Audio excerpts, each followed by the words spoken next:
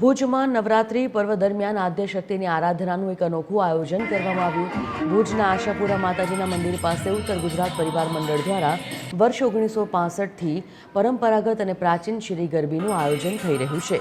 આ ગરબીને ભુજની સૌથી પ્રાચીન ગરબી તરીકે માનવામાં આવે છે।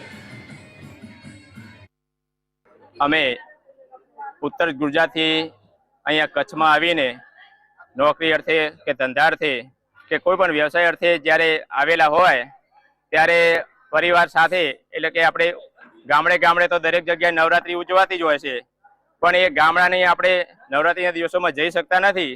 ત્યારે એક પરિવાર દરેક સોસાયટીમાં પોતાના સમાજ સાથે નવરાત્રી રમતા જ હોય છે, પણ એની આરાધના શક્તિનું પૂજન એક સમાજ સાથે જો જ્યારે રમવાનું હોય ત્યારે એની મજા અલગ જ હોય છે। આરાધનાની અંદર આપણે દરેક બહેનો પોતાના માથાની ઉપર તાંબાના ગરબા લઈ આ 9 નોરતા પ્રાચીન ગરબી તરીકે આપણે એકદમ ખૂબ જ ઉત્સાહપૂર્વક આ આયોજન કરી અને ખૂબ જ સારી રીતે આ નવરાત્રીનું આયોજન કરવામાં આવે છે।